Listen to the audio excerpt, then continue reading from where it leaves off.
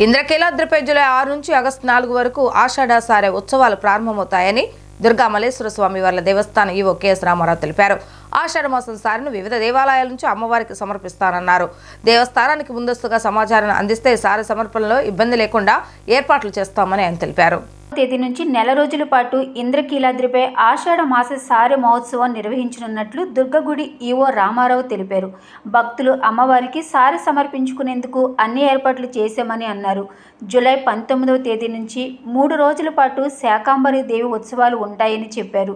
ఇంద్రకీలాద్రిపై మొట్టమొదటిసారిగా వారాహి ఉత్సవాలు నిర్వహిస్తున్నామని, ఈ ఉత్సవాలు జూలై 6 నుంచి 15 వరకు జరుగుతాయని దుర్గగుడి ఈవో రామారావు తెలిపారు. వారాహి ఉపాసన, హోమం, హవనం, చండీ పారాయణ, రుద్రహోమం వారాహి నవరాత్రిలో జరుపుతామని, 14న తెలంగాణ మహంకాళి ఉత్సవ కమిటీ బోనాలు తీసుకొచ్చి అమ్మవారికి బోనం సమర్పిస్తారని చెప్పారు.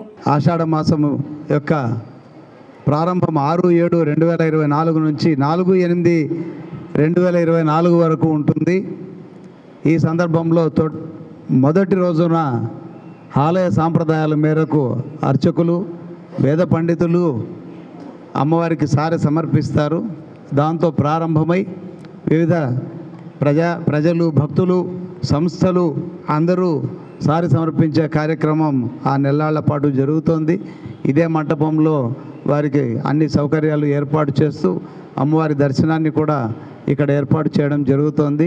పూజాధికారులు నిర్వహించుకున్న తర్వాత వారికి అమ్మవారి దర్శనాన్ని కూడా ఏర్పాటు చేసి మరి భోజన సౌకర్యాలకు కూడా మేము సిద్ధంగా ఉన్నాము. వేదిక మీద ఉన్నటువంటి కార్యనిర్వహణాధికారి వారికి, ఎగ్జిక్యూటివ్ ఇంజనీర్ వారికి అమ్మవారి యొక్క ఆశీస్సులు, మిత్రులు, ప్రధాన అర్చకులు, మరి అలాగే మా వైదిక కమిటీ సభ్యులు శ్రీనివాస్ శాస్త్రి గారికి, మరి ఇంకా వేదిక మీద ఉన్నటువంటి అందరికీ కూడాను శ్రీ దుర్గామాత ఆశీస్సులు. ఈ సమావేశానికి విచ్చేసినటువంటి print media and electronic media అందరికీ కూడాను అమ్మవారి ఆశీస్సులు అందజేస్తూ, ముఖ్యంగా మనకి కాలచక్రంలో వచ్చేటటువంటి యొక్క దోషాలు నివారణ అవ్వాలి, లోకం సుభిక్షంగా ఉండాలి అంటే ఈ సంవత్సర కాలంలో 4 రకాలైనటువంటి నవరాత్రి ఉత్సవాలు చేయమని చెప్పి మనకి దేవీ భాగవతాది గ్రంథంలో, ఆగమశాస్త్ర గ్రంథాల్లో విశేషంగా చెప్పడం జరిగింది. వరంగల్ భద్రకాళి అమ్మవారికి ఈ శాకాంబరి అలంకారం చేయడం అనేది వాళ్ళు చేస్తున్నారు మొదటి నుంచి. అక్కడికి అప్పుడు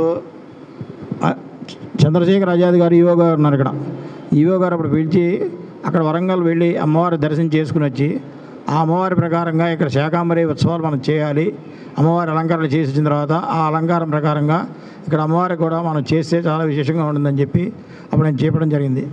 దాని మీద మేము అప్పుడు వరంగల్ వెళ్ళి అమ్మవారిని, భద్రకాళి అమ్మవారిని స్వయంగా చూసి అక్కడ అమ్మవారికి వాళ్ళు చేసే విధానాన్ని బట్టి ఎలా చేస్తే బాగుంటుందని ఇక్కడ వచ్చిన తర్వాత మళ్ళీ ఈవో గారితో మాట్లాడి దాని ప్రకారంగా అమ్మవారికి 3 రోజులు అమ్మవారికి విశేషంగా ఈ అలంకారాలు చేస్తే బాగుంటుందని నేను చెప్పి